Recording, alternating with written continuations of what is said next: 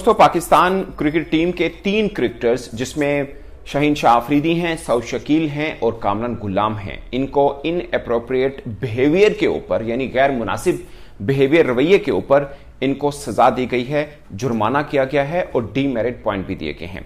मैं पहले आपको डीमेरिट पॉइंट बता देता हूं, फिर बताता हूं कि सजा किस बात पे दी गई है और इसका क्या नुकसान हो सकता है। अगरचे पाकिस्तान ट्रांजिशन सीरीज के फाइनल में पहुंच गया है, मगर जो हुआ यानी एक एक डीमेरिट पॉइंट मिला है। किसको? शाहीन को, सऊद शकील को और कामरान गुलाम को।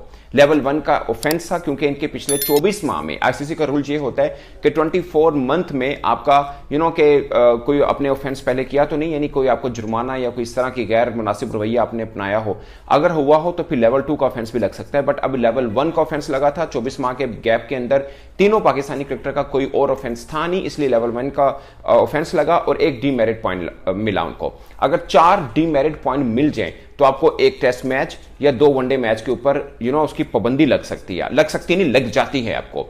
अब अगर इन तीनों में से कोई क्रिकेटर और कोई ऑफेंस करता है, कभी भी करता है 24 माह के अंदर अंदर, तो लेवल 2 का भी इनके ऊपर हो सकता है, जिसमें 3 पॉइंट भी आ सकते हैं, 4 पॉइंट भी आ सकते हैं। अगर ऐसा होता है तो 2 वनडे मैच के ऊपर बैन लग जाएगा उनके ऊपर, जो कि ऑफ कोर्स पाकिस्तान टीम कभी भी नहीं चाहेगी, क्योंकि कामरान गुलाम, सऊद शकील और शाहीन शाह अफरीदी तीनों अहम पिलर हैं टीम पाकिस्तान के। तो अब इन्हें अपने रवैये के एतबार से बड़ा मुहतात होना पड़ेगा, खासकर शाहीन शाह अफरीदी, क्योंकि फास्ट बॉलर है, फास्ट बॉलर में एग्रेशन होता है। मगर इनके लिए एक अजीब सीन है पाकिस्तानी क्रिकेटर के लिए, इन पर तो इल्जाम ये आता है कि ये बड़े मम्मी डैडी क्रिकेट खेलते हैं, ये एग्रेशन नहीं दिखाते। अब दिखाया, जुर्माना हो गया।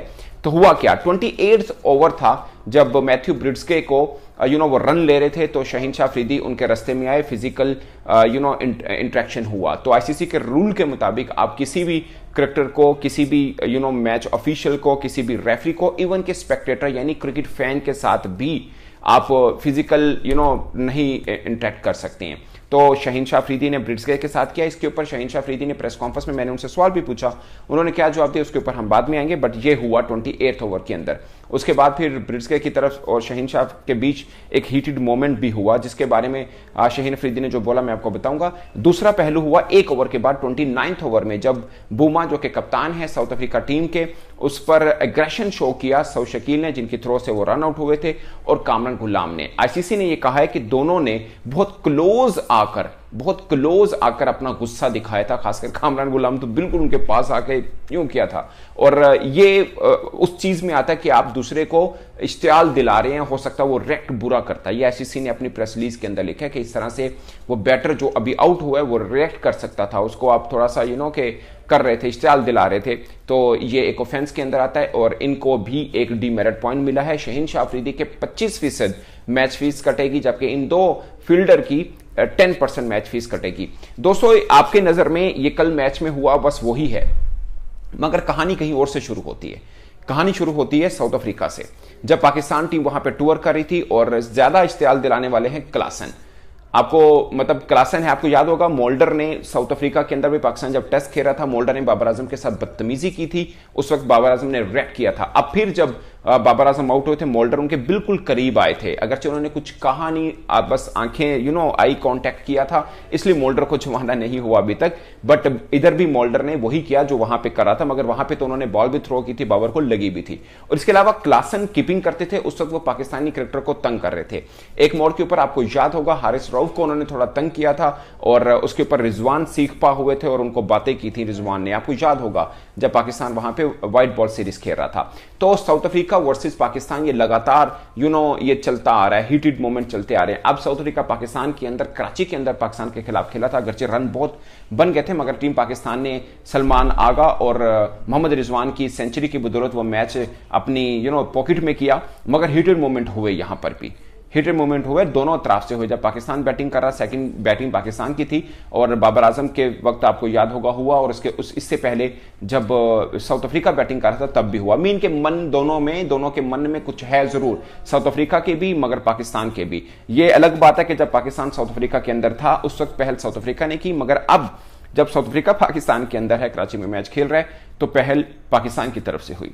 उसका सबूत यह है कि शाहीन शाह अफरीदी से कल मैंने ही सवाल पूछा, उन्होंने बोला कि मैं ऑनेस्ट ओपिनियन दूं तो वो ये है कि मैंने ही पहले शरारत, मतलब मैंने ही पहले थोड़ा सा उनको तंग किया था। अमूमन होता है क्रिकेट के अंदर कि आप बैट्समैन को थोड़ा सा डिफोकस करना होता है एक्चुअली में उसका, यानी जितने भी इंटरनेशनल क्रिकेटर हैं जो बड़े हैं वो फोकस होकर खेलते हैं, वो इधर उधर को बात ना सोच रहे होते हैं, वो अपनी गेम प्लान बना रहे होते हैं। और जब भी कोई क्रिकेटर उनको तंग करता है उसका मकसद यही होता है कि ये अपना फोकस खराब करे ताकि गलत शॉट खेल के वो आउट हो।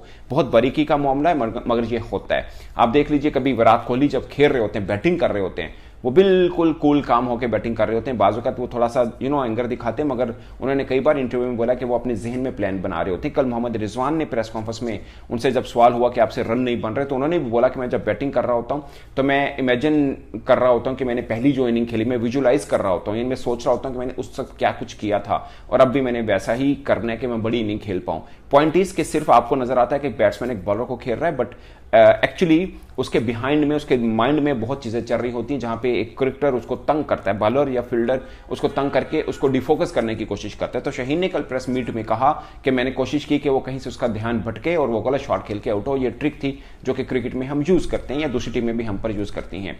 मगर उन्होंने बोला पहली बार मैंने किया था, उसके बाद फिर उन्होंने किया तो मैंने भी रिएक्ट किया, बट ये शाहीन ने एतराफ किया कि गलती ये कह लीजिए या गुस्सा पहले उनकी तरफ से हुआ था। बट उन्होंने ये भी कहा कि ये सब ड्यूरिंग द मैच है, अब मैच खत्म हो गया, वो मेरे दोस्त, मेरे भाई, मेरे कॉलीग हैं, मैं एक तरह से वो मेहमान टीम क्रिकेटर भी हैं, तो हमारे मन में कुछ नहीं है, ये शाहीन ने बोला। But I am pretty sure दोबारा अगर कहीं मैच बना तो फिर आपको हीटेड मोमेंट मिल सकते हैं, क्योंकि साउथ अफ्रीका और पाकिस्तान का ये प्यार मोहब्बत और ये मौसीकी है ना, ये वहीं से चलती आ रही जो पाकिस्तान ने 2 ओवर किया था साउथ अफ्रीका का। और खासकर इसमें एक किरदार है जो इस मैच से थोड़ा सा के वो हटे, मगर बेसिकली शरारत उन्हीं से चलती आ रही है, वो है हेनरी क्लेसन, जिन्होंने पाकिस्तान के खिलाफ लगातार 450 किए। 450 क्या किए, 80 प्लस रन है, 3 80 प्लस है, 197 है, मतलब एक इनिंग में 97 है, 3 इनिंग में 80 प्लस रन है, तो चारों में वो 100 के बिल्कुल करीब होकर आउट हुए।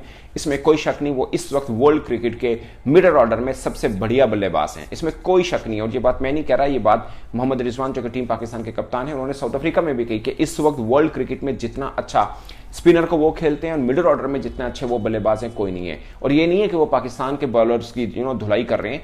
इससे पहले T20 वर्ल्ड कप के अंदर आपने देखा होगा पूरे टूर्नामेंट के अंदर इंडियन स्पिनर्स को कोई चार्ज नहीं कर पाया था स्वाय हेनरी क्लेसन, और स्पिनर्स को वो वाकई बहुत तगड़ा खेलते हैं। कल तो खैर उन्होंने हमारे फास्ट बॉलर्स को भी धोया, और वो सबको धोते हैं, हमारे किलो के नहीं। वो अलग बात है कि हमने भी उनको धोया, ऐसा मसला नहीं है।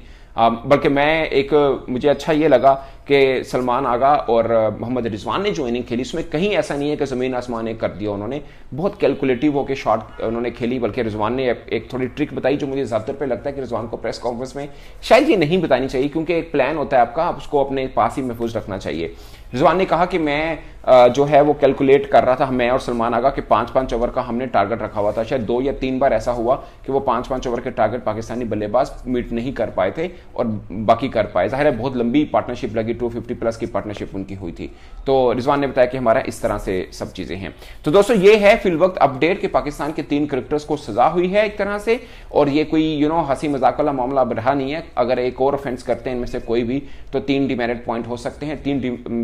मजीद 3 या 4 डिमेरिट पॉइंट का मतलब है 2 वनडे मैच से बैन, जो कि फौरी तौर पर उन पे लग सकता है अगर दोबारा हुआ इन 24 मंथ्स, जो कि अच्छा नहीं है। और अगर ये डिमेरिट पॉइंट 8 हो जाते हैं, डबल होते हैं, तो सजा भी डबल हो जाएगी। तो ये कोई डिमेरिट पॉइंट मिलना कोई अच्छी चीज है नहीं है। और ये पाकिस्तानी क्रिकेटरों को थोड़ा सा यानी एंगर तो दिखाना है, गुस्सा आंखों में आंखें डाल के जो मर्जी कह लीजिए, फिक्रा थोड़ा बहुत कसना है कह लीजिए, वहां तक ठीक है। बट फिजिकल इंटरेक्शन हुआ तो फिर सजा होगी, और जो पाकिस्तान टीम को भी और क्रिकेटरों को भी महंगी पड़ सकती है। तो यह दोस्तों अपडेट, इस पर आप अपनी राय कमेंट के सूत्र में जरूर आएगा। मेरी तरफ से इतना, इजाजत दीजिए, अल्लाह हाफिज।